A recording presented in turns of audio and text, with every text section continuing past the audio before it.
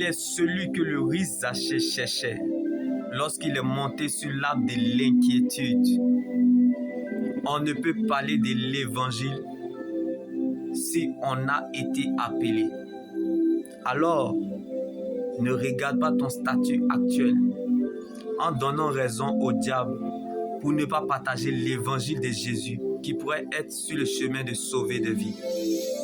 Fais-le pour le Seigneur, car l'Éternel s'en souvient toujours de la semence que l'on fait pour son œuvre. Donc il y a quelque chose en toi que tu peux donner aux autres, quand bien même que tu n'as rien, la chose de Dieu qui est en toi. Certainement, elle te donnera accès à ta liberté. Comme Jérémie était dans le trou, mais l'exhortation était toujours en mouvement. Si Dieu vous utilise pour retirer la douleur des cœurs brisés ou de donner de la joie à une âme, vous êtes plus qu'un milliardaire. Alors gardez précieusement et jalousement le don et la grâce que Dieu vous offre, car c'est là votre plus grande richesse. Comme Paul et Silas étaient en prison, mais l'évangile n'était pas prisonnier. Tu ne peux pas combattre si tu n'es pas armé, car c'est très facile de prêcher que de rester devant la face de Dieu. Car les grandes rencontres avec Dieu se font souvent lorsqu'on est seul, lorsqu'on vit ou demeure dans sa présence.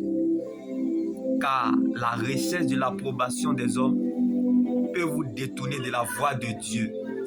La gloire qui attire le regard des hommes vers les hommes, comme Dieu a rejeté Saül. Quand on fait un mauvais choix, on devient un adorateur. Le chemin n'est pas facile, mais il reste le chemin. Le destin te fait subir. Quand les hommes sont témoins, c'est fort, mais la destinée te prépare. Quand Dieu est témoin, c'est encore plus fort. Comme David n'était pas le choix de son père, mais Dieu l'a choisi. La gloire qui attire le regard des hommes vers Dieu.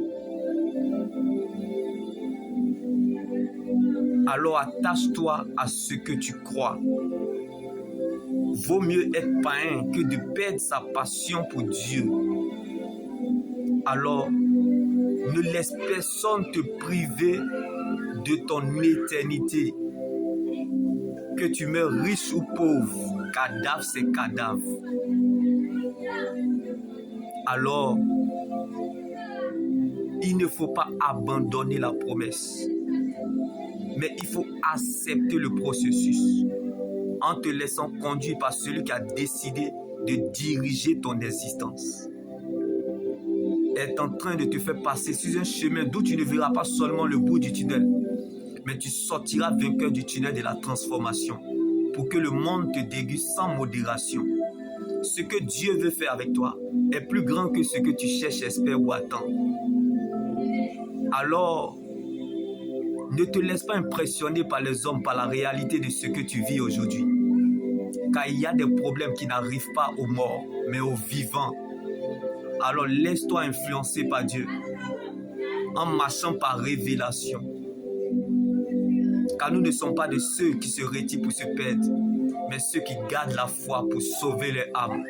Car le Dieu que nous servons est le Dieu qui garde l'alliance. Tous ceux qui ont reçu leur délivrance, leur restauration, leur guérison, ce ne sont pas ceux qui ont eu la foi, mais plutôt ceux qui ont gardé la foi. Comme cette femme qui perdait du sang depuis 12 ans. Comme cette femme au dos courbé malade depuis 18 ans dans l'église. Elle est restée à son poste, elle n'a pas fait de cela son malheur. Comme ce paralytique depuis 38 ans à la piscine de Bethsaïda qui n'avait personne pour l'aider. Mais parce que sa vie devait prendre place dans la vie de plusieurs. S'il n'y a personne pour t'aider, c'est parce que tu dois aider plusieurs. La majorité de tous ceux qui sont tombés malades dans la Bible ont persévéré malgré leur maladie. Ce n'est pas toi le bien portant. Tu resteras indifférent à l'amour de Dieu manifesté en Jésus-Christ notre Seigneur, mais plutôt te rapprocher de lui. Car notre bonheur, c'est de nous rapprocher de Dieu. Si tu fais de la parole de Dieu ton roi comme David, tu deviendras sa reine comme Esther. Alors, attache-toi à ce que tu crois et tu verras dans le temps que Dieu veille sur ses promesses et agit avec sagesse.